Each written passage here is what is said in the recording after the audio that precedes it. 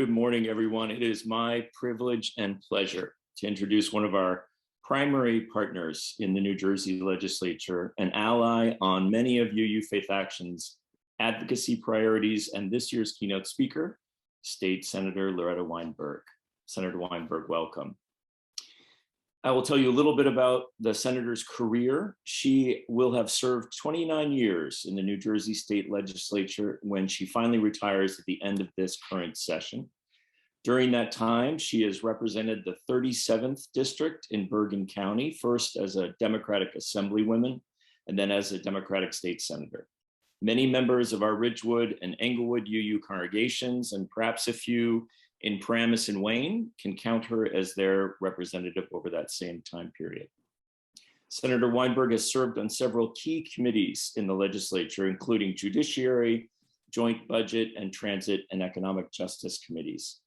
She was elected Assembly Conference Leader in 2002 and to the key role of Senate Majority Leader in 2012, a post she holds to this day. My predecessor, Reverend Craig Hirschberg, and I have worked with the senator and her staff across many issue areas, and particularly around issues of reproductive rights and gun violence prevention. We remain very thankful to have had Senator Weinberg as the lead sponsor for our very own addressed confidentiality for reproductive health providers and volunteers bill, which I believe she will address in her pre-recorded remarks this morning.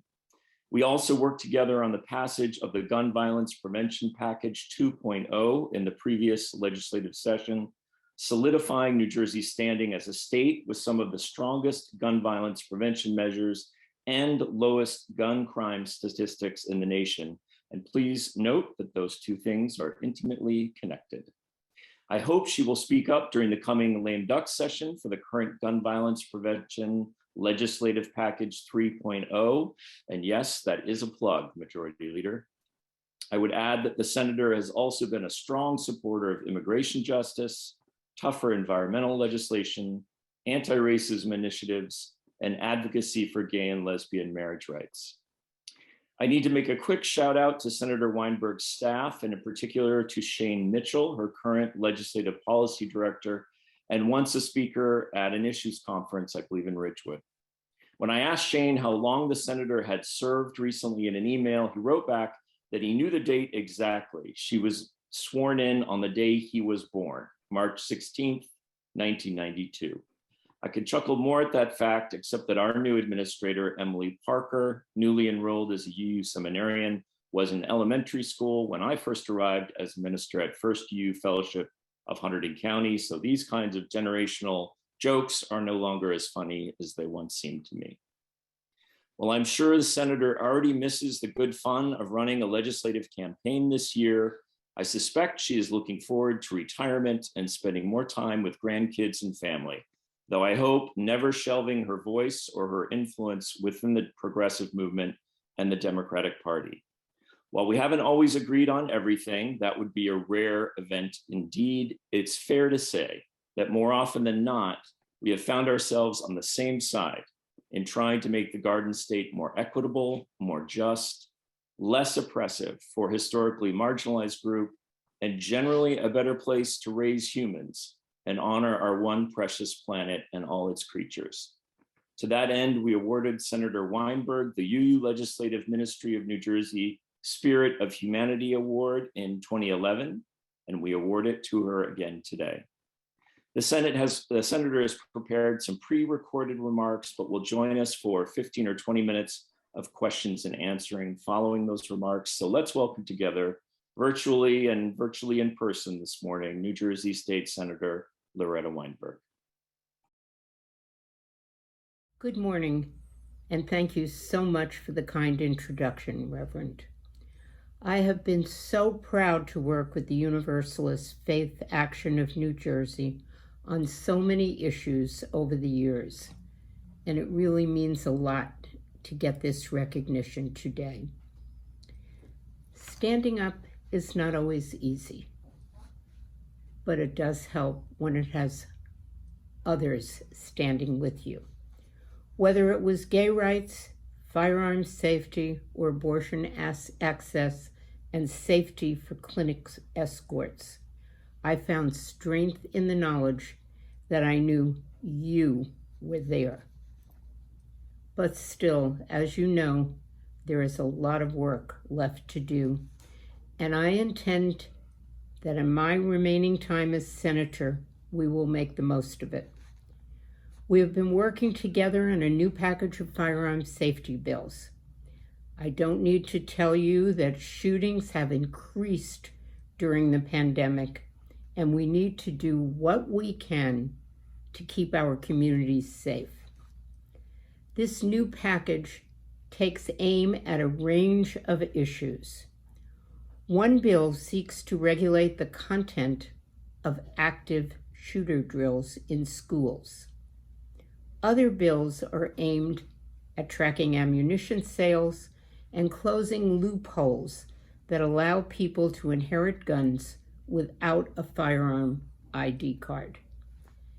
This package will finally require gun owners to abide by common sense, safe storage requirements for their firearms and ammunition, which should decrease accidental shootings and suicides. But truthfully, we need the federal government to step up. If we want to really end gun violence, some 80% of guns used in crimes in New Jersey originate from out of state. I am absolutely sure that our package will save lives, but we also need solutions that address these bad out-of-state actors. I'm also working to pass the Reproductive Freedom Act this fall. The Universalist FaithAction has been a constant positive force in the fight for reproductive freedom, and I want to thank you for your efforts thus far. With the state of our U.S. Supreme Court so precarious, I believe we need to do what we can to enshrine our hard-won rights into law. This bill goes further than that, though. The bill would ensure that women would not only have the right to access abortion care, but they would have the means as well. Medicaid already covers abortion care in New Jersey, but the bill would require private insurers to cover it as well. It also expands an existing fund meant to provide undocumented New Jersey residents with reproduction and family health. And of course, these are not the only social justice items up for discussion this fall. I do have a bill which would make police disciplinary records available under the Open Public Records Act.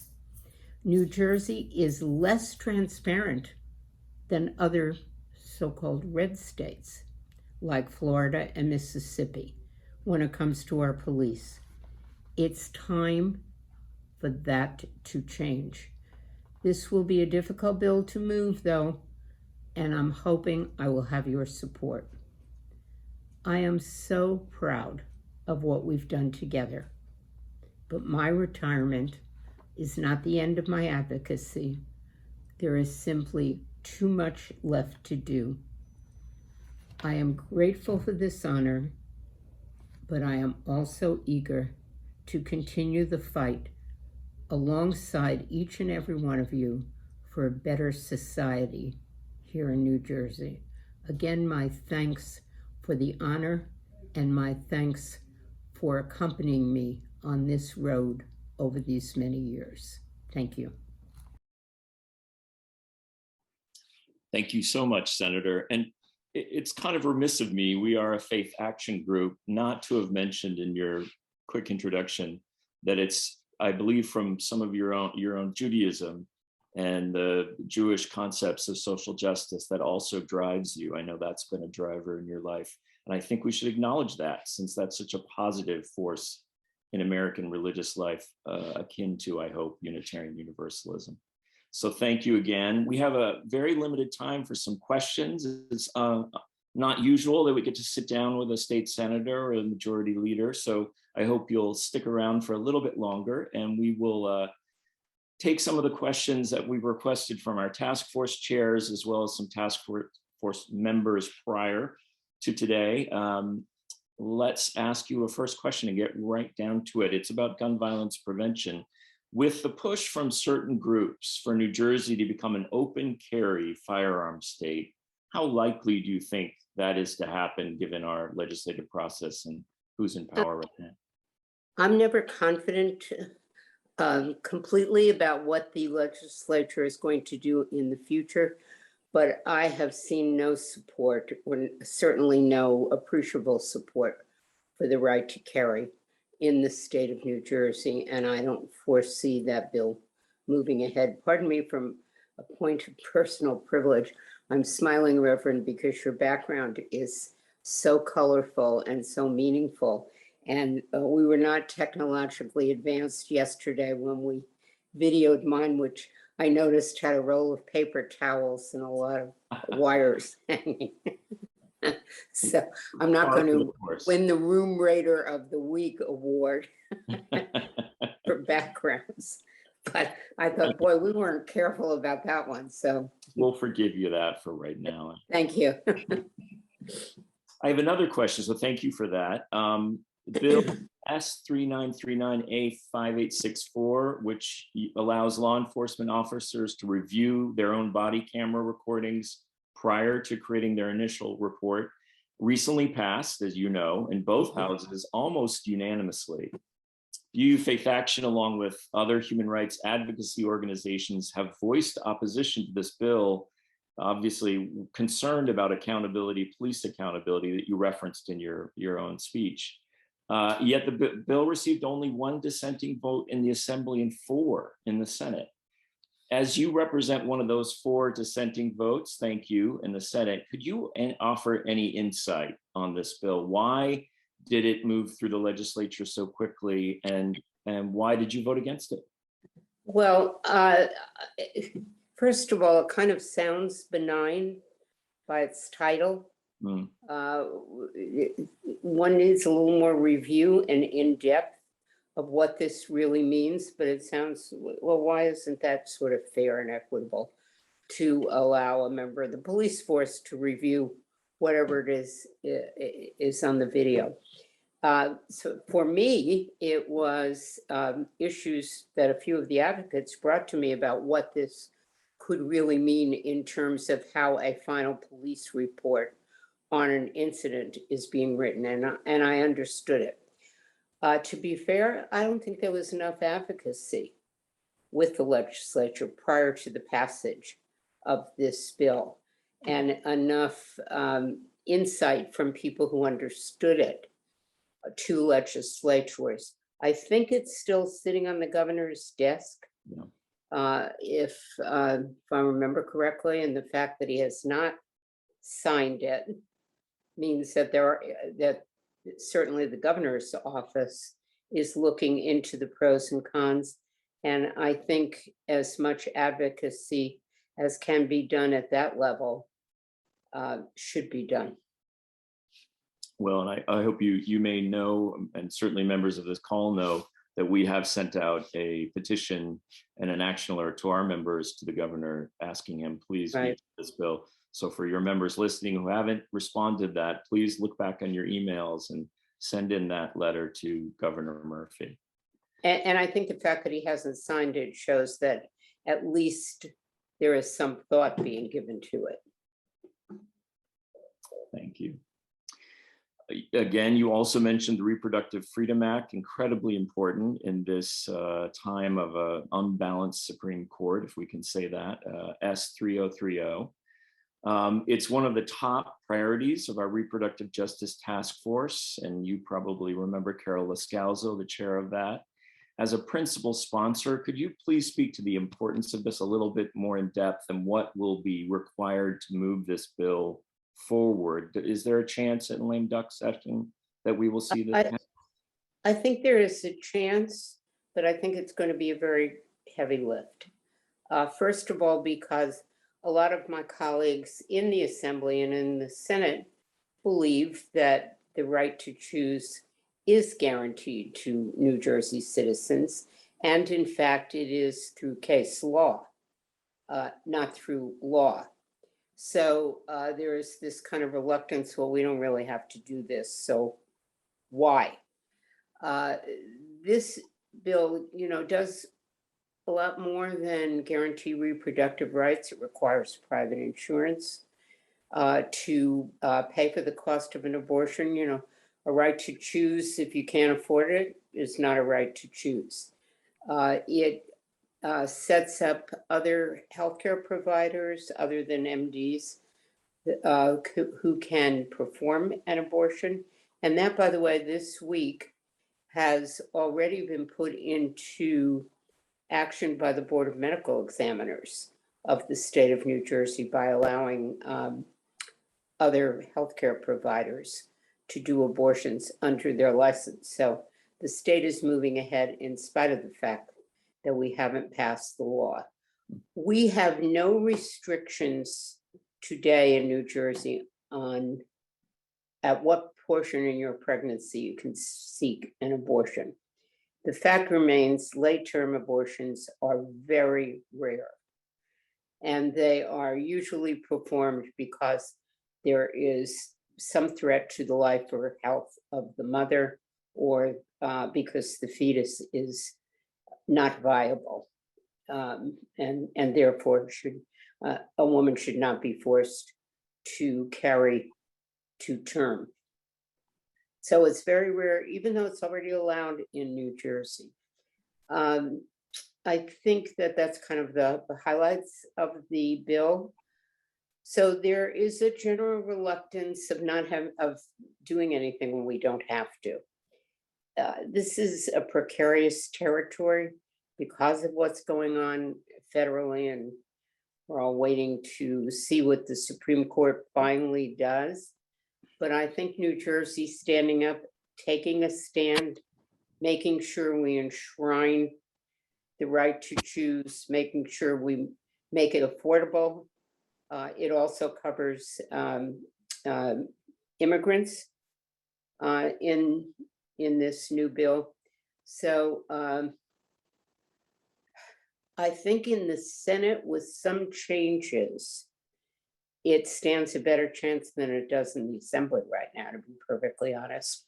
And it would depend upon what I'm still kind of waiting and negotiating what those changes might entail. If in fact they don't really weaken the bill very much, we will see whether we can compromise along the way. So it's still very much a process moving along, and keeping up the advocacy is very helpful. When it comes from places like this group, and I often say this to some of my sisters in the National Council of Jewish Women, that somehow when it mentions something about religion, you add a little respectability to some of these issues as far as the people on the other side of the table view it. So you have a unique opportunity to really help move things along because of that. And as I said, it's when groups like yours or National Council of Jewish Women speak out on these issues, even if you're not respectable, you sound like you are. So you've seen me in my collar, I suspect. Yes, that rather than that very good, I'm dying to know what that insignia is on your bright yellow shirt. This is our UU Faith Action. Okay. The flaming chalice. You've just had some UU education. That's the sign of our faith these days. Oh, that's beautiful. Thank you. So this is getting a little bit into the weeds for folks who follow this kind of thing, but I think it's important to ask even harder questions, if you don't mind. So here's one. Some of our members are concerned about changes to the New Jersey Transit Reform Bill, in particular, removing the ability of the New Jersey Transit Board of Trustees to choose their chairperson from among their own members. I understand this to mean also that it's been politicized and it's less independent than it had hoped to be. You had spoken quite a bit about reforming the New Jersey transit process. Could you address this and give us some more of your thoughts about how this is? Yes, I really believe that we need an independent, accountable, transparent board to run this very big, complex bureaucracy. Who run the trains and the buses. Well, I live in an area that is mostly bus dependent. We don't have access to trains. And of course, it's been less of a problem because of COVID and because people are not commuting or traveling on public transportation. And we have a very good reform bill in the legislature. I am left with trying to find ways to get 21 votes in the Senate and 41 votes in the Assembly in order to get something passed. I have been negotiating this with my own leadership in the Senate, not yet even starting to negotiate in the Assembly. There is a big feeling, although it makes no sense to me, on the part of the governor's office and on the part of our leadership, that the DOT commissioner should be chairing the board. I don't agree with it. I believe that this DOT commissioner chairs the board that runs the Turnpike Authority, the Garden State Parkway, the New Jersey Turnpike, a variety of other boards and commissions. The governor has several ex officio members of the board, but to be perfectly blunt, they're always afraid of giving up any kind of control. And I put control in quotes because even if the chairperson is elected by the board members themselves, the governor's office still has a majority of votes on there. But it was very apparent to me that I was not going to get this bill posted unless I made that one amendment. So I did that before we went into the break. We did the floor amendment to say that the DOT commissioner would continue serving as chairperson.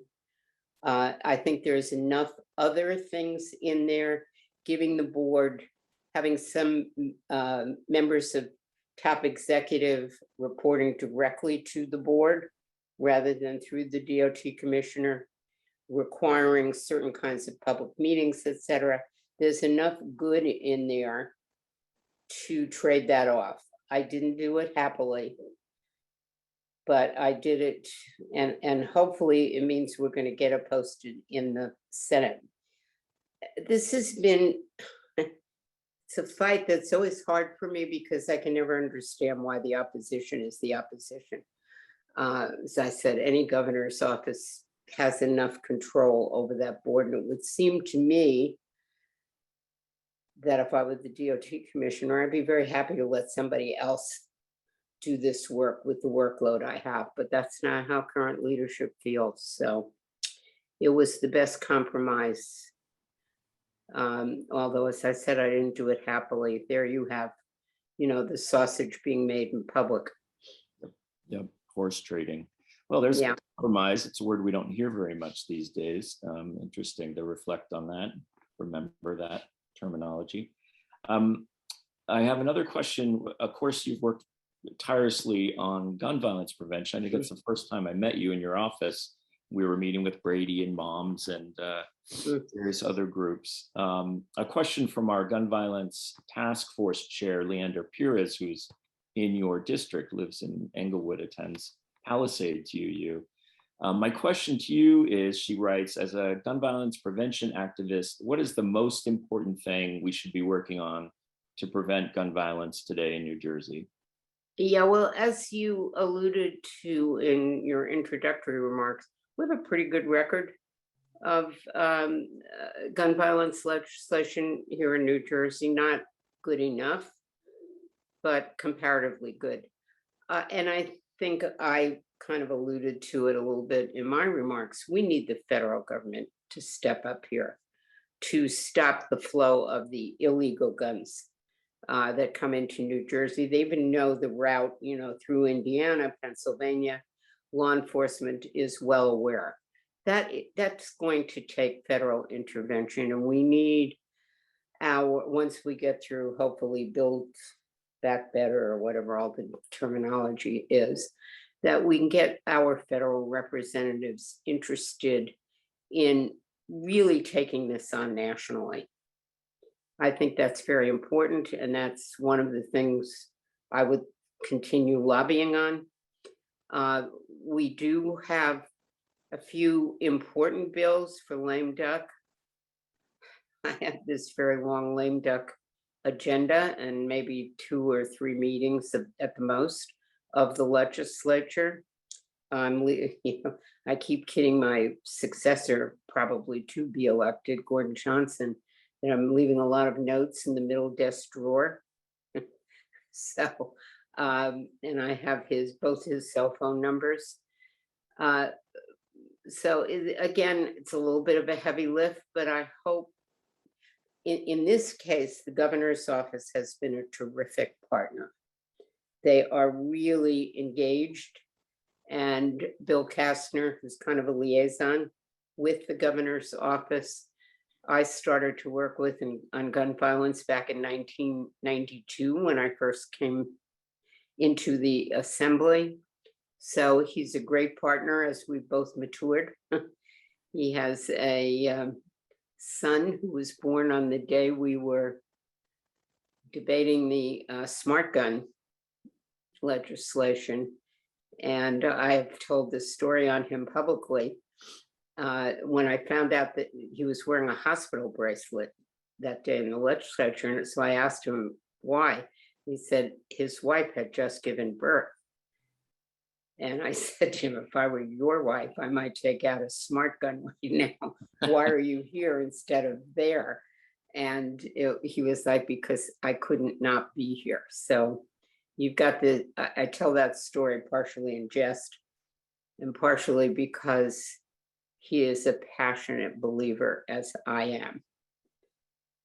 So it's going to take federal intervention. Hopefully in lame duck, we can get a few of these things passed, but we need constant advocacy to offset what we hear from the other side. South Jersey, you have hunters and more gun owners than we see up in this area. So there's that feeling on the part of legislators in that more rural South and West Jersey. So we'll keep at it, and we've inched forward in this battle, and we've got to keep moving.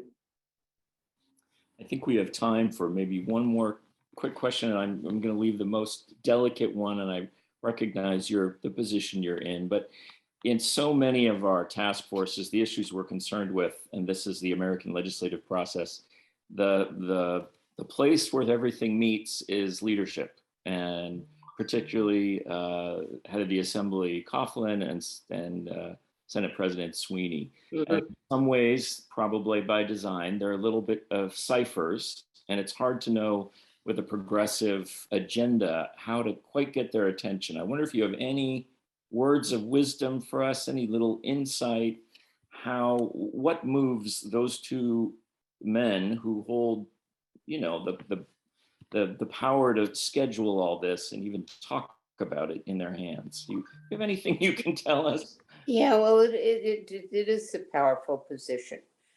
And I haven't worked directly as a member of leadership in the assembly. I haven't had that experience, but certainly Steve Sweeney's really been a good partner to me in many things. And when we celebrate all my so-called achievements, when we talk about the strongest pay equity bill in the nation, when we talk about earned sick leave for hourly workers, when we talk about so many of the progressive bills, money for Planned Parenthood, all of these things that have landed on the governor's desk. So unlike his predecessor that he chose to sign, it's really been with Steve Sweeney's ability to let me get those things posted. Do we have problems on very specific areas? I talked about gun safety, and he comes from South Jersey and all of the things I spoke about before. So I think our leadership team in this Senate is a very balanced team, balanced gender-wise, geography. And I think that it is up to